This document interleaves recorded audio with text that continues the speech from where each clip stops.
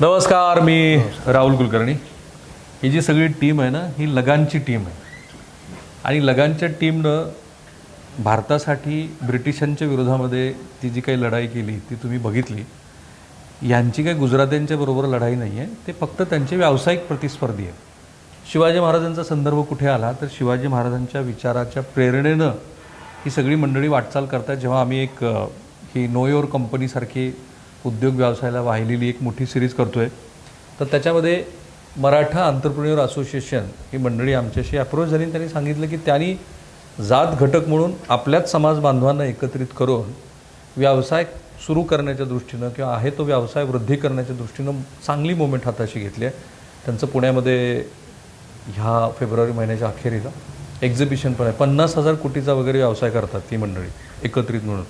आणि मला त्याचा बिलकुल आक्षेप नाही वाटत, कारण मारवाडी बंधू घ्या, सिंधी घ्या, जैन मंडळी घ्या, ते एकत्रित जात समूह म्हणून एकत्रित येतात, व्यवसाय वृद्धी करतात. ते पारंपरिक सुरू आहे. सो ही मराठा बांधव मंडळी अशी एकत्रित येत असेल तर कोणाला आक्षेप असायचं काही कारण नाही. पण भैरट साहेब, तुमची ती टीम बघू जरा, ती कुठे आहे ती बघू जरा. कमालच आहे. म्हणजे मी म्हटलं तुम्हाला की हे काय आहे. ही आमची क्रिकेटची टीम आहे. हां, 2023 साली आम्ही चॅम्पियन झालो होतो. जिंकलात तुम्ही. हो, मग खेळाकडनं व्यवसायाकडे जायचं. पण तेव्हा ही सगळी जी मुलं होती त्यांना खरंच क्रिकेट खेळायला येत होतं की तुम्ही आपलं नाही, हे आम्ही बॉक्स क्रिकेट खेळतो. कोणाला व्यवस्थित क्रिकेट येत नाही. सगळे एकत्र राहण्याकरता, एकत्र एंटरटेनमेंट व्हावी त्यासाठी आम्ही क्रिकेट खेळतो. त्यावेळेस तुमचा सगळ्यात छोटा मेंबर कुठे आहे? सगळ्यात छोटा श्रीपाद चव्हाण. कुठे रे? नाही, पण हा आता तुमचा सगळ्यात तरुण मेंबर कुठे इथला आजचा तरुण मेंबर तुमचा? अभिषेक. कुठे आहे अभिषेक? अभिषेक तू कुठे आहे इथे? दाखवा मला जरा. हा आहे का? त्यावेळेला तुझं किती वय होतं अभिषेक? माझं 26. राईट. 26 ते 50 वर्ष वयाची ही सगळी मंडळी ह्या क्रिकेट मॅचपासून एकत्रित आली आहे. म्हणून मी म्हटलं की ही लगानची टीम आहे. तुम्ही मॅच झाल्यानंतर एकत्रित बसायचं. येस, मॅचची प्रॅक्टिस करण्यासाठी, टुर्नामेंटसाठी प्रॅक्टिस करायचं.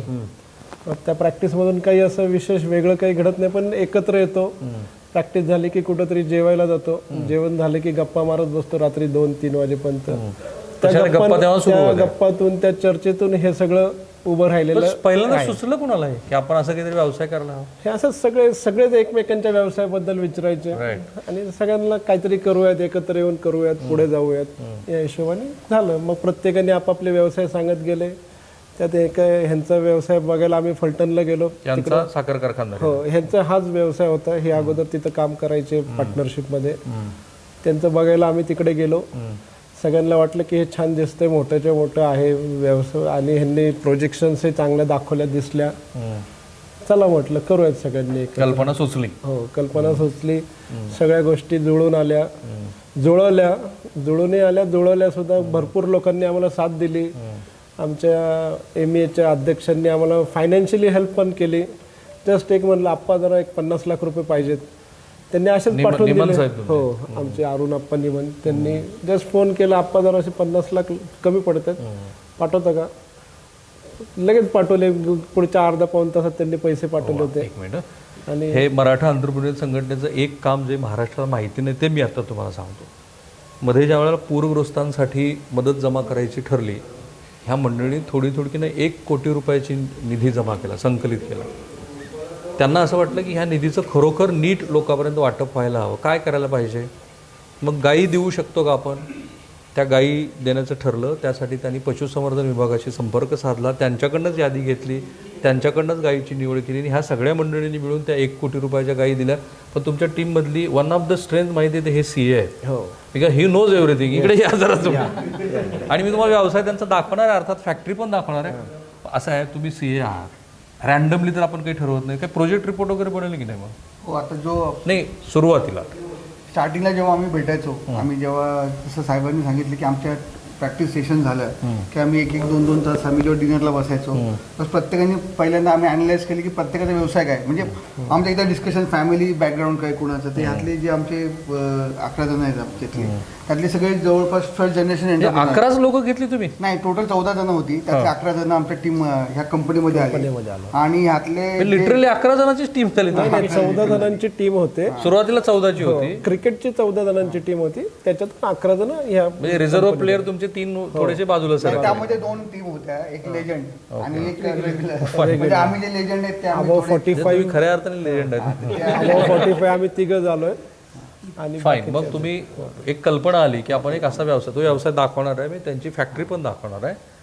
तर तुम्ही कल्पना आल्यानंतर काही बिझनेस प्लॅन वगैरे काही केलं? बिझनेस 100% केला. म्हणजे ह्यातले प्रोज आणि कॉन्स, म्हणजे आपण जसं स्वॉट अनालिसिस केले की स्ट्रेंथ, विकनेस आणि थ्रेट्स काय असतील आणि ऑपॉर्च्युनिटी काय Fine, आहे. great. तर आम्हाला एक असं कळालं की यात खूप मोठी ऑपॉर्च्युनिटी आहे. ज्या आपल्या पुण्याच्या विसिनिटीमध्ये जेवढ्या काही कंपन्या असतील त्यांना जे बॅगा लागतात त्या बॅगा आपण सप्लाय करू शकतो. म्हणजे आपल्या ट्रान्सपोर्टेशन कॉस्ट कमी होईल, लीड टाइम कमी होईल आणि क्वालिटी प्रोडक्ट देता येईल. त्या माध्यमातून आम्ही असं डिसाईड केलं की हा प्लांट जो आहे हा आपण पुण्यात टाकण्यात यावा. ओके. सेकंडली जे होतं की ही जी इंडस्ट्री आहे ही बेसिकली जास्त कॉन्सन्ट्रेटेड आहे गुजरातमध्ये. मग तिथे तुम्हाला लँड पण स्वस्तात मिळते, वीज पण स्वस्त आहे, धोरणं चांगली आहेत तिथली. चांगली आहेत त्यांची. तर त्याला कसं आपण कॉम्पिट करू शकतो. त्यासाठी एकच आमच्याकडे ऑप्शन होता की कॉस्ट ऑफ प्रोडक्शन खाली कमीत कमी आणली पाहिजे.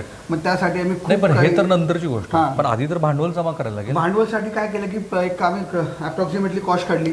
या प्रत्येकाची? नाही, अख्ख्या प्रोजेक्टची कॉम्पोजिट कॉस्ट काढली. ओके. त्याच्यामध्ये आम्हाला असं कळालं की इथं सोलर पण बसवलं पाहिजे आपण. तर सोलरने अजून 4 कोटीने आमची कॉस्ट वाढली. मग ते कॉस्ट काढून त्यातले जे 30% भांडवल लागतंय त्या 30%ची भांडवलची आम्ही अमाऊंट काढली. ते आम्ही 11 जणांमध्ये डिवाइड केली. ती किती झाली मग प्रत्येकाची? ती जवळपास आता प्रत्येकाने 30-30 लाख रुपये सुरुवातीला काढले आणि मग नंतर परत एक 6 महिन्यांनी अजून आम्हाला 13 ते 14 लाख रुपये ऍडिशनल काढावे लागले. म्हणजे 30 अधिक 14 44 लाख रुपये प्रत्येकाची प्रत्येकाची गुंतवणूक. गुंतवणूक झाली. Yes. आता मी जेव्हा म्हणतो ना की छत्रपती शिवाजी महाराजांच्या विचाराची तशा अर्थाने महाराष्ट्राला आज काय गरज आहे, तर बाकी सगळ्या गोष्टी होत राहतील. पण आपल्याकडे उपलब्ध असलेला रोजगार, आपल्याकडे असलेल्या पॉप्युलेशनचा डेमोग्राफिक डिव्हिडंड आणि त्याचबरोबर अपॉर्च्युनिटी, ह्या सगळ्यांचा एकत्रित विचार केला तर आता हे ठीक आहे, जात समूह म्हणून ते एकत्रित आले, त्यांना एकमेकाबद्दलचे विचार पटले. आजची महाराष्ट्राची खरी गरज काय तर ही आहे. आणि म्हणून मी म्हटलं की खऱ्या अर्थाने लगानची टीम आहे की ह्यानी जो आज आदर्श महाराष्ट्रासमोर मांडला आहे त्या आदर्शातनं खरोखर तुम्ही प्रेरणा घ्यायला हवी. पण हे कुठे गेले ज्यांच्याकडनं हे कल्पना, या इकडे खरा बिझनेस. आता 40-45 लाख रुपये ठरलं, हे जरा सांगा हे काय होतं? नाही नाही, हे ठरलं ना आधी. ठरलं कसं, म्हणजे हा प्रोडक्ट डिसाईड कसा झाला? विराज. सर ॲक्च्युली ह्या बिझनेसची जी नीड आहे, म्हणजे आपल्या महाराष्ट्रामध्ये सगळ्यात जास्त शुगर फॅक्टरीज आहे. आम्ही सुरुवात केली, हा मार्केट सर्वे केला की महाराष्ट्रात शुगर फॅक्टरी आहे, पण हे बॅग येतात गुजरातवरून. तर त्याचं एक आम्ही रिव्हर्स कॅल्क्युलेशन आम्हाला माने साहेबांनी शिकवलं होतं की त्यात आपण माने साहेब कोण? अच्छा, CS साहेबांनी. तर आमचं हे बॅकवर्ड इंटिग्रेशन आम्ही करत गेलो. प्रोजेक्शन माने साहेब मांडत होते. What is backward integration? की ह्याच्यामध्ये गुजरातवरून जर येत असेल तर तिथं इलेक्ट्रिसिटी स्वस्त आहे, बरोबर. ती हिथं स्वस्त कशी करायची? तर त्यांनी लगेच सांगितलं की सोलारचं आपण इम्प्लिमेंटेशन करू. 1 मेगावॅट पर्यंत सोलार जनरेशन आम्ही केलं. शिवाय ट्रान्सपोर्ट कॉस्ट बद्दल त्यांनी माहिती दिली. त्यासाठी स्वतःच्या ओन फ्लीट घेतल्या, तिथं कॉस्टिंग वाचवलं. तर हे सगळं जुळून आलं आणि प्रोजेक्शन त्यांच्या प्रोजेक्ट रिपोर्टमध्ये बसलं आणि तो आम्ही बिझनेस सक्सेसफुली रन करू शकलो. नाही, पण एक गोष्ट तुम्ही जी मला सांगितली, मला त्याच्यावर बिलकुल विश्वास नाही बसला. साधारणपणे इरेक्शन करायला खूप काळ लागतो ना. बरोबर. एखादी इंडस्ट्री उभा करायची वर्षभर, 8 महिने. तुमचं स्टँडर्ड पिरियड काय होतं? किती दिवसात केलं तुम्ही? सर 6 ते 8 महिने लागतात इरेक्शन कमिशनिंग अशा फॅक्टरीसाठी, या फॅक्टरीसाठी.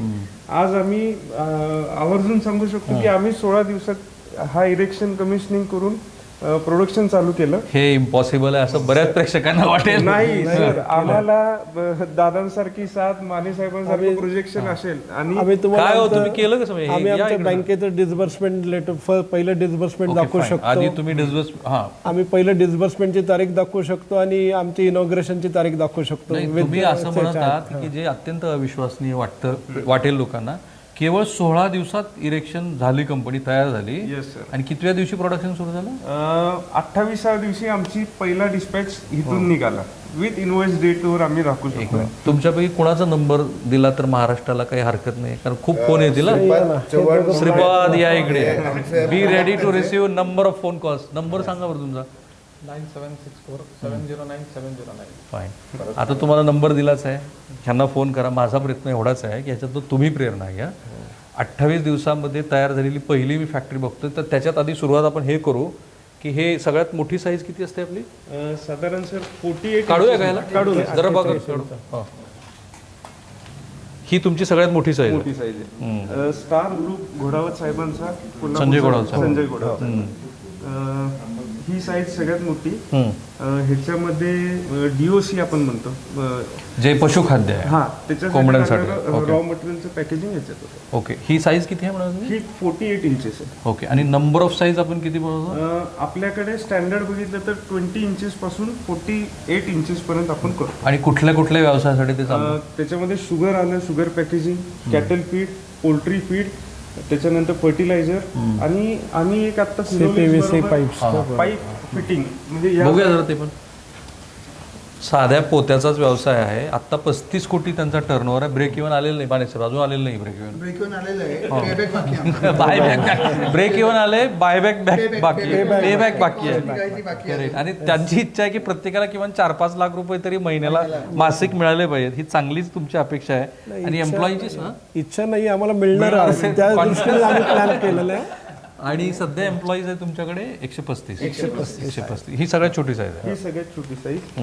आणि reputed brand Finolex total Maharashtra नाही इंडियामध्ये या बॅग जातात. ग्रेट. आणि आता तुम्ही ज्या ज्या कंपन्यांना सप्लाय करता माल त्या कुठल्या कुठल्या कंपन्या आहेत? गोदरेज आहे, गोदरेज, जुवारी आहे, ज्वारी, जाफा आहे, Japfa, Baramati agro, Baramati poultry, Panchganga sugar, Shri Sadguru, Gokul पण आहे आमच्याकडे, नंदन पण आहे, बारामती शुगर दूध संघाची आहे, संत तुकाराम पण आहे, संत तुकाराम जवळची आहे. म्हणजे आम्हाला ते त्यांचं कायम सपोर्ट पण असतो. स्टार ग्रुपचं आहे घोडावत यांचं. आणि अजूनही काही कंपन्यांबरोबर बोलणं चाललंय. त्यांना 3 वर्षाचं बॅलन्स शीट लागतं, त्यामुळे आम्हाला थोडं अजून त्यांच्याबरोबर झालेलं नाही. आम्ही त्यांच्याकडे प्रेक्षकांना जी आणखीन एक उत्सुकता असते की जी आपली नेहमीची पद्धती की आपण कंपनीच्या आतमध्ये पण जातो, तिथे पण आपण जाणार आहोत. पण मग त्याच्या आधी मला भैरड साहेब सांगा की एकमेकांना मदत करून हा व्यवसाय वृद्धी झालेली मला दिसते. लोकांनी कशी मदत केली? ह्या 11 जणांच्या टीमशिवाय लोकांनी सगळ्यांनी इनपुट्स दिले. आमच्याकडे ह्या साखर कारखान्याचा हा चेअरमॅन माझा नातेवाईक आहे, तिथले MD माझा ओळखीचा आहे. तुम्हाला रॉ मटेरियल पाहिजे त्यासाठी कोणतरी दुबईवरनं इम्पोर्ट करून तुम्हाला देण्यासाठी तयार आहे. हे अशा सगळ्या इनपुट्स येत आल्या. आणि त्याच्यामुळे आम्हाला पण तो जो उत्साह आला की अरे वा, आपण काही एकटं पडणार नाहीये, आपलं डन झालेलं आहे, आपण पुढे जाणार आहोत. आणि होत गेलं, केलं, व्यवस्थित झालं, छान चालू आहे. 11 जण भांडता की नाही एकमेकांशी? नाही, भांडत नाही. आमचे जे आहेत ते हे होत राहतं की डिस्कशन म्हणतात. मतभेद नॅचरल आहे ना, कारण तुम्ही सगळ्यांचं फॅमिली बॅकग्राऊंड वेगळं सगळं. तिथल्या तिथंच संपलं. भांडण नाही. भांडत असं नाही, मतभेद म्हणजे एखादी पॉलिसी नाही काही झालं तरी आम्हाला व्यवसाय करायचा हे एकच उद्दिष्ट आहे. आम्हाला भांडून ते बंद नाही करायचं. आम्हाला अजून ह्याच्यापेक्षा चौपट वाढवायचं आहे. अजून वेगळ्या बिझनेसमध्ये पण जायचं आहे. त्यामुळं भैरड साहेब, मराठा तरुणाला तुम्ही काय सांगाल बरं? मराठा तरुणांना सांगेल की तुम्ही MEA सारख्या संघटनेमध्ये या. तो तर एक भाग झाला. असं जसं आहे माइंड आहे तसं आता 1000 मेंबर्स आहेत, तर रोज दिवसाड एखादी कंपनी फॉर्म व्हायला पाहिजे. त्या ह्याच्यातून पुढच्या 2-4 वर्षामध्ये 10 ते 15 हजार कोटीचा टर्नओव्हर व्हायला पाहिजे. ती MEAची जी MEA जो आहे, मग तिथे आमचा एखादा यंग मुलगा शिकलेला वगैरे MEA मधला, त्याला आम्ही असं MD वगैरे सारखं बसवलं आणि मग आम्ही कॉम्पिट कोणाला करू शकू, तर आम्ही अदानी ग्रुपला, अंबानी ग्रुपला कॉम्पिट करू शकू. मला खूप छान वाटलं तुम्ही त्या मोठ्या माणसाची नावं घेतली. आणि ती आमची इच्छा आहे. नाही, खरंच MEA जावं तिथं पुढपर्यंत. नाही. आणि मला त्याच्यात नेहमी ह्याच गोष्टीचं समाधान वाटतं की मराठी मनुष्य हा अत्यंत सचोटीनं, कल्पकतेनं आणि कुणाही न फसवता व्यवसाय करतो. मी गेल्या 1.5 वर्षामध्ये इतक्या उद्योगपतींना आणि इतक्या कारखान्यांना आणि इंडस्ट्रीला भेट दिली आहे की मला असं लक्षात येतं की मला कुणालाही नावं ठेवायची नाहीत, पण आपल्या मराठी माणसामध्ये ही जी साधारण धारणा आहे, मराठा समाजामध्ये तर ती खूप जास्त आहे की आपण व्यवसाय करू नये असं साधारण वाटतं. पण आता तो बदललं पाहिजे.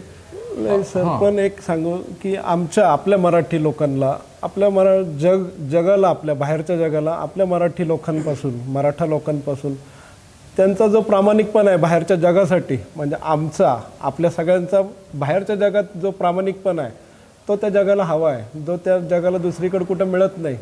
त्यासाठी असे लोक चालून येतात की तुम्ही आमच्याबरोबर या, हा बिझनेस करू, तुम्ही हे जरा बघा काय होतंय का. त्याचं कारण अजून हे पण आहे की तुम्ही सगळ्या व्हरायटीज दाखवा. किती साईजच्या आहेत, किती व्हरायटीज आपल्या? सर ऍक्च्युली 20 प्रकारच्या बॅग इथं 20 20 प्रकारच्या flexo bag, BOPP bag, laminated bag आणि त्याच्या वेगवेगळ्या साईजेस आणि वेगवेगळ्या कंपन्यांसाठी वेगवेगळ्या स्पेशलाइज बॅग इथं बनतात. राईट. आणि कुठलीही बॅग बनत नाही असं नाही. आम्हाला अगदी सॅम्पल जरी दिलं तरी आम्ही त्याच्यावरून त्या बॅगेचे स्पेसिफिकेशन काढून आम्ही ते बॅग देऊ शकतो. ग्रेट. आणि महत्त्वाचं म्हणजे त्यांच्याकडे लॅब आहे. मी आता थोडीशी लॅब बघितली की जी तुमची जो कुठला प्रॉडक्ट आहे त्याची स्ट्रेंथ आणि स्ट्रेस दोन्ही चेक करते, त्यातलं मटेरियल बघते. मला एवढंच वाटतं की अशा आपल्या बांधवांच्या बरोबर तुमच्या व्यवसाय वृद्धीला तर संधी आहे. पण माणेसाहेब किंवा कुणीतरी मला सांगा, कोण काय रोल प्ले करतं याच्यामध्ये? जे हे दोघं जण आहेत ते प्रोडक्शन Production, बघतात okay. प्लेस मध्ये. राईट. आणि बाकीचं मटेरियल मोबिलायझेशन साठी Material mobilization, बालाजीराव. बघत असतात. अच्छा, पूर्ण नावं सांगा बरं जरा. बालाजी कदम. तुमचं? मी अमित भगवंतराव नांद्रे. अभिषेक थोरवे. अभिषराव, तुम्ही काय करता? मी मार्केटिंग. मार्केटिंगचं काम. तुमचं? रोहित यशवंत कदम. 2 कदमाची मेजॉरिटी नाही ना? बरं, ठीक आहे. हां, मी तुम्ही काय करता? मी पूर्ण आता प्रोडक्शन बघणं, पूर्ण माल इन होऊन आउट कसा होतो, एंड टू एंड पूर्ण मी बघतो, मी आणि श्रीपाद. तुम्ही? मी श्रीपाद यशवंतराव चव्हाण. तुम्ही काय काय करता? मी आणि रोहित आम्ही एकत्र सगळं इथं फ्लोअर वर्किंग बघतो. पूर्ण प्लांटचं टेक्निकल गोष्टी सगळ्या आम्ही हँडल करतो. डिस्पॅच असेल, Right. इथं येणारा जो ऑर्डर जी येते मग त्या ऑर्डरचं सॅग्रिगेशन कसं करायचं, कुठल्या गोष्टी कुठं प्लेस करायच्या, ते कशा आउट होतील, त्याच्या सगळ्या गोष्टींचं प्लॅनिंग आम्ही सगळं इथं ऑन फ्लोअर करतो. भैरट सर, तुम्ही काय वतनदार का, म्हणजे मूळचे इथलेच का? नाही, मी मूळचा पुण्यातला आहे, ओके. पुण्यामधला आहोत, पण मी इकडे गेले 20 वर्ष ह्या भागामध्ये काम करतोय. आणि तुम्ही what role you play here? मी असं एक तर सगळ्यांना एकत्र आणतो, बसवतो, दर आठवड्याला 15 दिवसांनी गोळी बांधायची जी वरची सुतळी आहे ती तुम्ही आहे. मीटिंग करतो. आपलं इनकमिंग आउट गोईंग व्यवस्थित चालू आहे की नाही ते बघतो, ट्रॅकवर आहे की नाही. ओके. सगळ्यांना सांगतो हे येणं बाकी आहे, हे देणं बाकी आहे. तुम्ही मोदी सगळे यांचं ऐकता काही? हो, ऐकतात, सगळं ऐकतात. आपल्या इकडं डिबेट असेल पण जे काय असलं आम्ही त्यांच्या आमच्या इथं व्यवसाय कमी, आमची आपुलकी जास्त आहे. म्हणजे आम्ही एकमेकांना दादा, पण त्यातला इंटरेस्टिंग भाग जे भैरट साहेब मला सांगतील, ही मंडळी ह्या क्रिकेटच्या मॅचला 2023ला एकत्रित आली. त्याच्या आधी तुम्ही कुणीही कुणाला ओळखत नव्हतं? नाही, थोडंफार थोडं ओळख बहुत होती ना. तोंड हां. ओळख. दरवर्षी आम्ही हे गेले 10 वर्ष क्रिकेटच्या टुर्नामेंट चालू आहे. नॉट नेसेसरी दरवर्षी आम्ही एकत्र येऊ क्रिकेटच्या मॅचेसला. आम्ही असं 10 वर्ष खूप जण, म्हणजे जवळजवळ 150 लोक त्या क्रिकेट टुर्नामेंटला असतात. मग ऑलमोस्ट सगळेजण एकमेकांच्या टीममध्ये खेळलेले झालेलं आहे. पण तुम्हाला कोणी असं म्हटलं नाही का की तुम्ही काय जातीय संघटनेचं करता वगैरे काम? नाही, असं काही नाही. कुणी नकारात्मक प्रतिक्रिया दिलेली नाही, है ना? काही कोणाला असं अशी काही नाही. कारण हा एक व्यवसाय वेगळा आहे, तो व्यवसाय वेगळा आहे. आपण काय बघतो की पहिला देश आपला, मग महाराष्ट्र आपलं, मग आपलं कुटुंब आणि नंतर आपण. म्हणजे त्या पॉईंट ऑफ व्ह्यूने आपण मी हा जाणीवपूर्वक प्रश्न विचारला कारण त्यांनी वरच्या सभागृहाला जे नाव दिले ते रतन टाटाचं दिले. त्यांच्या अनेक कार्यक्रमाला वेगवेगळ्या क्षेत्रात येतात. तिथे महाराष्ट्र स्टेट कोऑपरेटिव्ह बँकेचे विद्याधर अनासकर येऊन पण वेळोवेळी त्यांना मदत करतात. वेगवेगळ्या बँकेची मंडळी येतात. हे अदानीचं पॉवर हाऊस बघायला गेली होती सगळी शरद पवारांच्या मदतीने. करेक्ट, बरोबर. तुमचं काम नाही सांगितलं मला. वामन हरपुडे, प्रिंटिंग आणि डिझायनिंग जे काय असेल ते प्रकार करतो. राईट. आणि तुम्ही तर काय मग फायनान्स सगळं? ना, फायनान्स ना, ओव्हरऑल प्लॅनिंग, फोरकास्टिंग काय की 5 वर्षांनी आपण कुठल्या लेवलला जायचं आहे. म्हणजे आमच्या कंपनीचं जे नाव ठेवलं आपण, महा इंड ओव्हरसीज, म्हणजे महाराष्ट्र, महाचं महाराष्ट्र, इंडचं इंडिया, ओव्हरसीज म्हणजे ग्लोबल, म्हणजे आपल्याला ग्लोबली जायचं आहे. ते आमचं बेसिक एम आहे कंपनीचं. मी विराज बाबर, मार्केटिंग आणि टेक्निकल, म्हणजे त्या आधीचे बाबर जे आमदार होते त्यांचा काही नाही, भावकी येते आडनाव. ओके. माझ्याकडे मार्केटिंग आणि पूर्ण टेक्निकल पार्ट माझ्याकडे आहे बॅग स्पेसिफिकेशन संदर्भात. फाईन. केवळ 2-3 वर्षामध्ये ही कंपनी इथपर्यंत पोहोचली. आता त्यांनी जो ओव्हरसीज हा शब्द सांगितला, ही जी कंपनी आहे की जी ओव्हरसीजला जाऊ इच्छिते, त्या कंपनीचं इन्साईट पण आपण जाऊया. चला चला सर, थँक्यू. चला जाऊया मध्ये. All sizes. आणि आता आपण लोडिंग अनलोडिंग सेक्शन. पहिल्यांदा इथून रॉ मटेरियल इनवर्ड सॅम्पल मागवता येईल का रॉ मटेरियलचं? मागून घ्या. तर साधारणपणे रॉ मटेरियल काय लागतं असतं? हे पेट्रोकेमिकल प्रोडक्ट आपण म्हणू शकतो. हा पेट्रोकेमिकलचा बाय प्रोडक्ट आहे, त्याला पीपी म्हणतो, पॉलिप्रोपिलीन. तर हा रिफायनरी म्हणजे रिलायन्स, MRPL, HPCL या पेट्रोकेमिकल इंडस्ट्री हे बाय प्रोडक्ट बनवतात तर ते आमच्यासाठी रॉ मटेरियल फाईन. मग ते इथे आलं इथे पुढे रॉ मटेरियल आलं की त्याचं स्टोरेज, त्याच्यासाठी स्टोरेज आम्ही या बाजूला केलेलं आहे. आणि टेपलाईन म्हणून एक जो पार्ट आहे त्याच्यामध्ये ते ग्रॅन्युअल आपण इन्व्हर्ट करतो. टेपलाईन. टेपलाईन ओके. मग हे इथे आले. इथं आलंय हे रॉ मटेरियल सेक्शन. ओके. हे पाईप काय? हे सर हा रोल आहे, हा फॅब्रिक रोल आहे. हा म्हणजे एक मिड प्रोडक्ट आहे, त्याला फिनिशिंग करून आपण डिस्पॅच करतो. So पहिल्यांदा आलं तुमचं ग्रॅन्युअल. ग्रॅन्युअल आहे, ते आले पुढे ग्रॅन्युअल स्टोरेज झाले. हे स्टोअर केलं तुम्ही ग्रॅन्युअल. की पहिल्यांदा अशा पद्धतीची बॅगची फॅक्टरी तुम्ही बघत आहात. प्रेरणा घ्या. तुमच्याकडे ज्या आता वेंडर्स आहेत जे ह्या व्यवसायाशी निगडीत आहेत, असे किती वेंडर्स आहेत? 6 लोक आम्हाला सप्लाय करतात. सगळे मराठी आहेत का बाहेरचे? नाही, बाहेरचे पण आहेत. पण त्यांच्यासारखेच आम्ही आमचे मराठी 2 जण तयार केले. त्यांना म्हणलं की त्याच टर्म्स कंडिशन तुम्ही पण आमच्याशी आणखी 4 मराठी येऊ शकतात जर त्यांनी तुमची गरज भागवली तर. बरोबर ना? Yes sir. सो इथे आलं हे ग्रॅन्युअल. ग्रॅन्युअल हे इथे हा हे इथे काय होतं मग ग्रॅन्युअल? स्टोर होतं. एवढं स्टोअर. स्टोरेज आलेलं मटेरियल ॲज पर रिक्वायरमेंट 12 टनाची ऑर्डर दिली तर 12 टन आलं का नाही हे इथं सगळं स्टोअर करून आपण ते दाखवत स्टोअर आहे त्यांना. पुढे आपण जायचंय ते या बाजूला. सो हे स्टोअर झाल्यानंतर जशी गरज आहे, जशी रिक्वायरमेंट आहे पोत्याची, बरोबर. तर मला एक सांगा कोणत्या कोणत्या इंडस्ट्रीला सध्या अशा पोत्याची गरज आहे? इंडस्ट्री. सर इंडस्ट्री म्हटलं तर शुगर इंडस्ट्री आहे, कॅटल फीड आहे, पोल्ट्री फीड आहे, फर्टिलायझर आहे. त्याच्यानंतर पाईप फिटिंग मध्ये आता या बॅगची खूप गरज आहे. गुजरातचं जे मार्केट आहे या प्रोडक्शनचं म्हणतो त्याच्यात आणि तुमच्यात काय फरक आहे? गुजराती मॅन्युफॅक्चरर जे बनवत आहेत ते आणि तुमच्यात काय फरक आहे? क्वालिटीमध्ये क्वालिटी.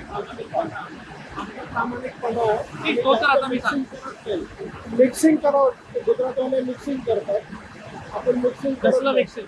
जे रॉ मटेरियल असतं त्याच्यात पण पीटीमध्ये काहीतरी फिलर वगैरे टाकतात. So तुमच्याकडे जो आहे तो क्वालिटी प्रोडक्ट आणि गुजराती मंडळीपेक्षा तुम्ही जास्त विश्वासार्ह पद्धतीने Yes, आणि एवढ्या सगळ्या इंडस्ट्रीला त्याची गरज. सो इथून रॉ मटेरियल आलं तर पुढे हे आहे टेपलाईनचं इनपुट. हा हे आहे टेपलाईन साठी लागणारं इनपुट सेक्शन. हे रॉ मटेरियल ग्रॅन्युअल्स आहे. ग्रॅन्युअल्स. येस. हे पेट्रोकेमिकल पदार्थ आहे पेट्रोकेमिकल पदार्थ आणि जो क्रूड ऑइलचा बाय प्रोडक्ट. ओके. याचा अर्थ असा की क्रूड ऑइल इंडस्ट्रीमध्ये ज्या काही उलटापालटी होतील त्याचा ह्याच्यावरती परिणाम होईल. हो ना. ते दरामध्ये पण त्याचा बदल होईल. येस. बरोबर. त्याला काय म्हणतो तुम्ही तुमच्या भाषेत? आम्ही असं म्हणतो की ह्या म्हणजे ह्याची जी किंमत आपल्याला सेट करायची समोरच्यांना देण्यासाठी ही कन्व्हर्जन कॉस्टवर घेतो. कन्व्हर्जन. म्हणजे त्याला पण त्याच वेळेला कळेल की फायनल रेट केव्हा जो क्रूड ऑइल वरती क्रूड ऑइलवर रेट इथे आलो होतो आपण. पुढे इथं काय होतं मला आता आम्ही जी ट्रान्सपरन्सी ठेवायची, जसं दादांनी सांगितलं की आम्ही क्वालिटीला महत्व देतो, तर आमच्याकडे एक ग्रॅव्हिमॅटिक म्हणून एक मशीन आहे. ग्रॅव्हिमॅटिक मशीन मध्ये एखाद्या कस्टमरनी सांगितलेला फॉर्म्युला म्हणजे त्याच्यात मिक्सिंग त्याला जे अपेक्षित आहे तसं ते. त्याची स्ट्रेंथ आणि स्ट्रेंथ हे सुद्धा आमच्या इथं मॅन्युअल हाताने मिक्स होत नाही, मशीनद्वारे आपण ते सेट machine. करतो. ही मशीन आणि ह्याच्यामध्ये 1 वर्षाचा डेटा स्टोर राहतो. उद्या तुम्ही जे मला स्पेसिफिकेशन सांगितलं ते तुम्ही मला 1 वर्षात कधी येऊन चेक करू शकता की मी तेवढंच टाकले का नाही. पण या मशीन तुम्ही शोधल्या कुठून? सर ही एक R&D आहे, एक टीम आहे. त्या टीमला एक रिक्वायरमेंट दिली, जसं बालाजी टेक्नोक्राईट आहे. की तुम्ही हे शोधा. शोधा. ओके. हा पार्ट इथे संपला. Yes. पुढे ह्या पार्ट मध्ये आपली जो धागा आहे त्या ग्रॅन्युअल पासून जो धागा बनवायचा आहे तो ही टेपलाईन मध्ये निघतो. ओके. आता इथून हा धागा बनायला सुरुवात झाली. ग्रॅन्युअल मेल्ट झाल्यानंतर कटिंग झाले, त्याच्यानंतर ओव्हन हिटिंग झाले. हिटिंग किती टेम्परेचरला हिट करायचं? टेम्परेचर साधारण बघा आपण ह्याच्यामध्ये सेट करतो. हे दाखवा. हे काय 300 टेम्परेचर साईडला दिसतं 165 डिग्री सेल्सिअसला ह्याला हिट केलं. त्या ग्रॅन्युअल पासून जो धागा बनला Yes. त्याला हिट केल्यानंतर पुढे काय? हीट केल्यानंतर परत कोल्ड केला, पुन्हा थंड केला. ओके. कारण त्याची स्ट्रेंथ बनवली आपण. ओके. जरा दाखवा हे पुढे आपल्या याची स्ट्रेंथ वाढवण्यासाठी कोल्ड केला, हिट केलं मग कोल्ड केला. त्याच्यामुळे त्याची ताकद वाढली त्या धाग्याची. पुढे ह्याला वाइंडर म्हणतो आपण. याला वाइंड करणं. या या बाजूला. पहिल्यांदा अशी फॅक्टरी तुम्ही बघत आहात आणि त्या फॅक्टरीमध्ये तुम्हाला खूप गोष्टी अशा दिसतात की ज्या नव्या आहेत. महाराष्ट्रातल्या तरुणांसाठी उद्योगी होण्याच्या गोष्टी नव्या. इथं काय होत आहे? आपण बनवलेला धागा हा वाइंडिंग होतोय. वाइंडिंग म्हणजे धागा त्या कुंडाळा जातो.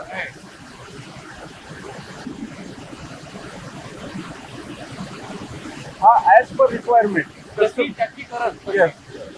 हा बनला. पुढे हा धागा लूम मला सेक्शन. ना खूप आनंद वाटतो की एक अशी कल्पना मला सुचली की उद्योग व्यवसाय जे महाराष्ट्रात होत आहेत त्या उद्योग व्यवसायाची चित्र इनसाइड फॅक्टरी तुम्हाला दाखवायला पाहिजे. किती वेगळ्या पद्धतीच्या फॅक्टरी तुम्ही दाखवल्या. तुम्हाला बिअरची पण फॅक्टरी दाखवली. त्याच्यात कोणाला काय नैतिक मुद्दे मांडायचे असेल तरी मांडावे, पण ही खरी प्रेरणा. पण हे वेगळ्या कलरचे धागे कसे नाही? आता कस्टमरची रिक्वायरमेंट आपली ब्राऊन असेल तर आपण ब्राऊन बनवतो. कलर पण ऍड कसे होतात? त्याच मशीन मध्ये जे मी तुम्हाला सक्शन मशीन दाखवली त्याच्यामध्ये फॉर्म्युला सेट करायचा, कलर टाकायचा. कलर टाकून की तो किती पर्सेंट पाहिजे तुम्हाला, तो कलर तुमच्या पॅन्टॉन प्रमाणे आहे का, तो ती मशीन सेट करते. ऑटोमायझेशन. पण तो जो कलर आहे तो मानवी शरीरासाठी मध्ये जो खूप सारे घटक आहेत. हो. साखर आहे, हो. आणखी वेगवेगळ्या गोष्टी आहेत, खाद्यपदार्थ पण आहे. बरोबर. पशु खाद्य. त्याचं काय स्टँडर्ड? सर हे मटेरियल येतं ना फूड ग्रेड मटेरियल येतं. याचं एक सर्टिफिकेट आहे की ह्याला आपण म्हणू शकतो की फूड ग्रेडसाठी म्हणजे फूड ग्रेड प्रमाणे आलेलं मटेरियल. त्याच्यामध्ये कुठलेही रासायनिक पदार्थ नाही. हे कलर झाले. आता या ठिकाणी तुमचं वेविंग सेक्शन. विविंग. आता इथे विविंग बनतं. इथं वेविंग. आता इथे कसं बनणार? आता ह्याच्यामध्ये दोन प्रकारचे वेविंग होतात. एक हॉरिझॉन्टल आणि व्हर्टिकल. एकाच वेळेला एकाच वेळी आपण चालू करून घेऊ. चालू केलं. हे व्हर्टिकल पण सुरू झालं आणि एक हॉरिझॉन्टल पण. एकाच वेळेला दोन्ही गोष्टी होतात. दोन्ही. आणि मग हे हळूहळू वेविंग होत वर तयार होत चाललं. वर तयार होऊन रोल होतात. आता ह्याचं कापड इथे तयार झालं. कापड तयार होतं. आता हे लाईन किती आहेत आता या?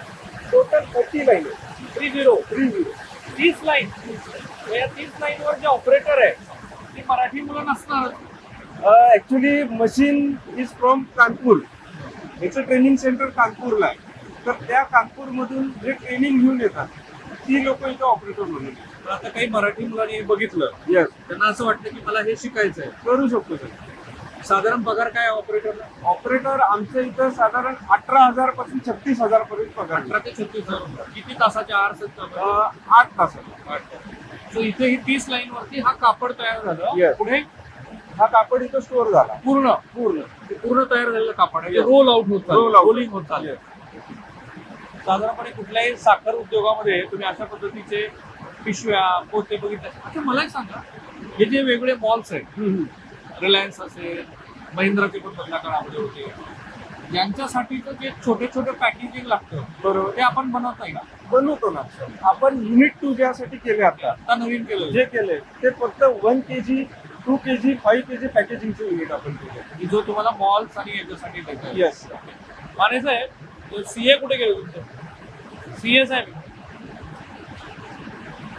एक प्रश्न असा त्यांनी आता उत्तर दिलं की आता तुम्ही छोट्या पॅकेजिंग मध्ये पण उतरत आहात, बरोबर? ह्या व्यवसायाचा बिझनेस प्रॉस्पेक्ट काय? पुढं फ्युचर कसं तुम्ही बघता? सर ह्याच्यामध्ये एक्सपोर्ट म्हणजे येणाऱ्या काळात आम्ही आता डोमेस्टिक करतोय, पण आपल्या इथं जी म्हणतो आपण भारतामध्ये लेबर कॉस्ट कमी म्हणतो, जी फॉरेन मध्ये जास्त आहे. ह्या सेक्टरला एक्सपोर्टसाठी खूप मोठं डिमांड आहे. खूप मोठं. एक्सपोर्टपेक्षा जी आपली कॅप्टिव्ह रिक्वायरमेंट आहे, म्हणजे जी आपली भारताची पॉप्युलेशन आहे 140 कोटी. 140 प्रत्येक वर्षाला 5-6% वाढते. त्यामुळे आपलं फूड कन्झम्पशन वाढणार आणि आमचं जे प्रोडक्ट आहे ते directly link to so what you are saying की तुमच्यासारख्या अनेक कंपन्या महाराष्ट्रामध्ये होऊ शकतात, 100% होऊ शकतो. बरोबर? आणि महत्वाचं काय की जसं आता ओव्हरसीज मार्केट जसं विराज म्हणला, ओव्हरसीज मार्केटला पण खूप चांगली डिमांड आहे. तर आमचं एक आता एक प्लॅन असं चाललंय की आमचं जे प्रोडक्शन होईल त्यातलं 20 ते 30% आपण एक्सपोर्टरला फोकस केलं पाहिजे. पण विराज, एक्सपोर्ट जर करायचं असेल तर तुमची क्वालिटी ही सुपर फाईन असायला पाहिजे, बरोबर. तुम्ही काय करता इथे? आम्ही क्वालिटीसाठी आमच्या इथं ऑटोमायझेशनला आम्ही महत्त्व दिलेलं आहे. जे मी तुम्हाला दाखवलं ह्याच्यामध्ये कुठलाही मॅन एरर क्वालिटी खराब होईल हे काम करत नाही. जे काय असेल ते मशीन सेटिंगने आपण केलेलं आहे, त्याच्यामुळे क्वालिटी डाऊन होईल या गोष्टी होत नाही. आणि किती कलरचे किती रंगाचे आपण प्रकार बनवून देऊ शकतो पोती? तर जी रिक्वायरमेंट आहे ती, जर तुम्ही मला ब्लॅक जरी सांगितलं तरी ब्लॅक बनेल, ब्ल्यू जरी सांगितलं ब्ल्यू बनेल, येलो बनेल, या कलरला काही बंधन नाही. As per customer requirement. कितीही कलरचं बनवता येईल. ज्याच्या पण जनरली डिमांड कुठल्या कलरची White आणि brown. उष्णता कमी करतात. Yes. सो आता ह्या ठिकाणी आपण आहोत, इथं ते बनलं. पुढे पुढं ह्याच्यानंतर या रोलसाठी ब्रँडिंग म्हणजे प्रिंटिंग प्रिंटिंग करून त्याचं प्रिंटिंग सेक्शन आपण बनवलेलं आहे वेगळा. या सगळ्या व्यवसायामध्ये मुलींचं प्रमाण किती आहे? म्हणजे मुली हा व्यवसाय करू शकतात का? तर करू शकतात. ह्याच्यामध्ये म्हणजे मुली म्हणण्यापेक्षा महिलांसाठी आता काही महिला टेलरिंग मध्ये जर एक्सपर्ट असतील तर आपण एक फिनिशिंग साठी महिलांना आपण तो स्कोप देऊ शकतो. बघा एकाच वेळेला किती कलरचे इथे कापड बनतात. या बाजूला इथे व्हाईट आहे, पुढे येलो आहे. तो कुठला कलर आहे? ब्ल्यू. ब्लू. त्याच्या पुढे त्याच्या पुढं येलो कलर. असे एकदम 7-8-10 कलरची लाईन चालू आहे. येस बरोबर. बरोबर. या सगळ्या मटेरियल मध्ये कॅपिटल इन्व्हेस्टमेंट मशीन मध्ये किती आहे? साधारण 15 कोटीपर्यंत. 15 कोटी. टोटल जागेसहित इन्व्हेस्टमेंट जागेसहित म्हटलं तर आपण 22 कोटीपर्यंत इन्व्हेस्टमेंट. त्यांची बहिरट आता पण ह्याच्यामध्ये त्यांना काहीतरी मूल्य धरायला लागेल. डिपॉझिट दिलं त्यांना, ते डिपॉझिट आहे. पण महत्वाचं काय की जे 15 कोटी म्हणला त्याच्यामध्ये 4 कोटी रुपये आपलं सोलर इन्स्टॉलेशन आहे. सोलार. ते मायनस केलं तर 11 कोटीला आपल्याला हा प्रोजेक्ट पडलेला आहे. 11 कोटी. 11 कोटीची गुंतवणूक आहे की ज्याच्यात हा प्रोजेक्ट उभा राहतो. आता इथून पुढे आल्यानंतर आपल्याला आहे तो प्रिंटिंग. आता इथून पुढचा आहे तो हा आहे लायनर प्लांट. लायनर. Liner. दाखवा पुढे. हा. लायनर म्हणजे काय? शुगरला मॉइश्चर न पकडण्यासाठी हा. एक जी लेअर अच्छा, आतमध्ये हे असते. दाखवा. हे मॉइश्चर पकडू नये म्हणून काय करायचं? एक दाखवतो. लायनर एक जो सांगतो शुगरला मॉइश्चर लागतं, हा. त्यासाठी एक इनर पार्ट म्हणून असतो बॅगच्या आतमध्ये. बॅगच्या आतमध्ये. तो ह्या प्लांट मध्ये होतो. ह्याला लायनर प्लांट म्हणू शकतो आपण. ह्याचं बॅग सुद्धा- तयार झाल्यानंतर पुन्हा इथे आणायची आहे. हा हे लायनर. हे बघा मॉइश्चर पकडू नये म्हणून म्हणून yes, right. हे बॅग मध्ये पूर्ण आतमध्ये जाईल. आतमध्ये जाईल. याच्यात तुमचा तयार झालेली जी बॅग आहे रोल, ही बॅग रोल तो आला आणि प्रत्यक्षामध्ये प्रिंट होते. येस. दाखवा. एका साईडने रोल लावला आणि दुसऱ्या बाजूने प्रिंट केला. पलीकडून लावलाय रोल. येस. हा. आणि तिकडनं याच्यावरती प्रिंट लावला. तुमचं रॉ मटेरियल आल्यापासून ते बाहेर पूर्ण फिनिश्ड प्रॉडक्ट जाईपर्यंत एकाच ठिकाणी सगळ्या गोष्टी. येस. पुढे कोणाला जायची गरज नाही. नवीन तिथून प्रिंटिंग साठी बाहेर जावं वगैरे नाही. असा सगळा प्रकार. मला त्या लोकांचं खरंच कौतुक वाटलं. कोणाला काही माहिती नाही आहे व्यवसाय कशा अर्थाने लौकिक अर्थाने.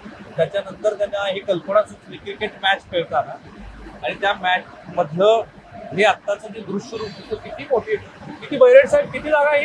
70,000 स्क्वेअर फीट आहे. आणि त्यातलं ऍक्च्युली इरेक्शन कंपनी प्रोडक्ट हे किती आहे? कन्स्ट्रक्शन जागा 4 एकर आहे, त्याच्यामध्ये 70,000 फुटाचा शेड आहे.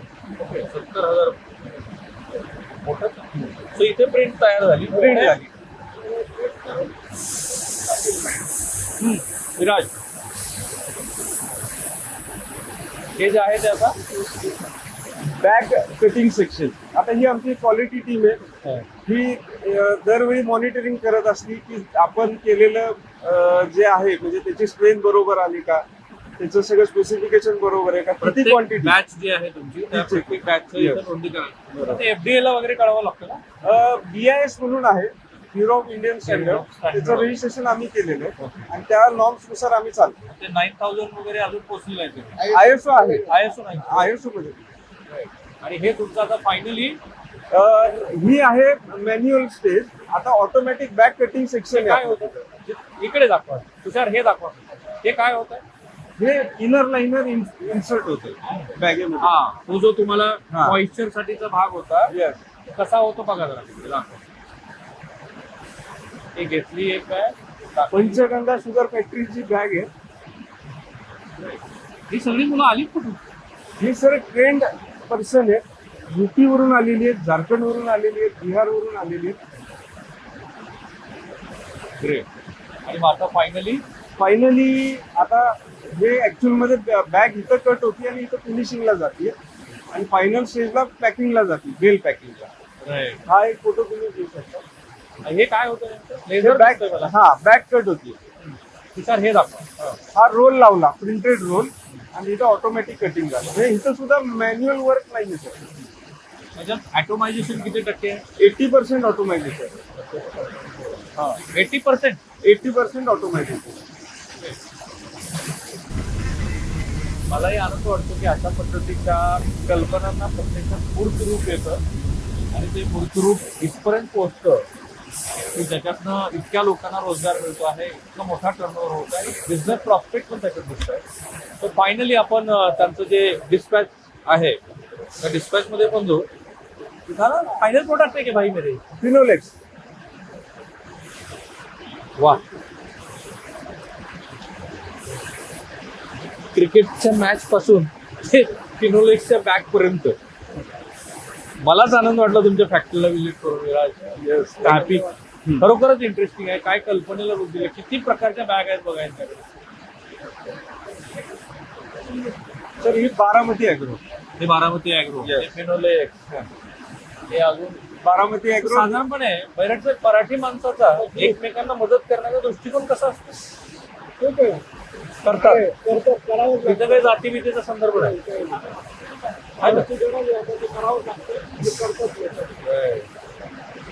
Refined sugar. Baramati agro refined sugar, Baramati agro white sugar. आणि आता आपण आहोत तो section packaging section. Finally packaging. Yes, डिस्पॅचला आलो आपण. जिथे सुरुवात केली होती तिथेच आपण आहोत. ग्रेट.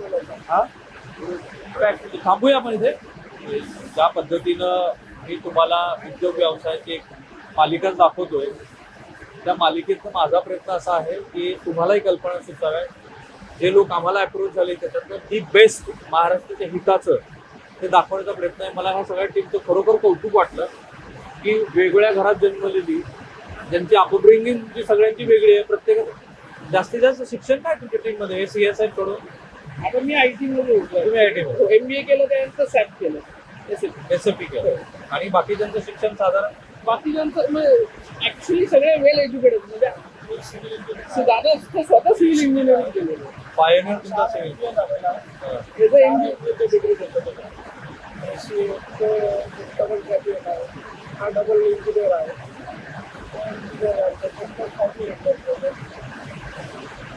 सगळे शिकलेले, एकत्र येऊन करायचं जोश करताना चला यातून शिकण्यासारख्या पण बऱ्याच गोष्टी आम्हाला. म्हणजे फॉर एक्झाम्पल मी IT मध्ये होतो, मी मॅनेजमेंट काही गोष्टींचं बघायचो.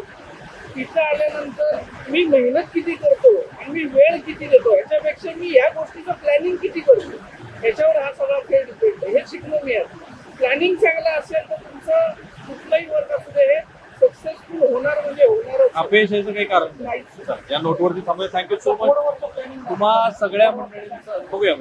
तुम्हा सगळ्या मंडळींचे आभार.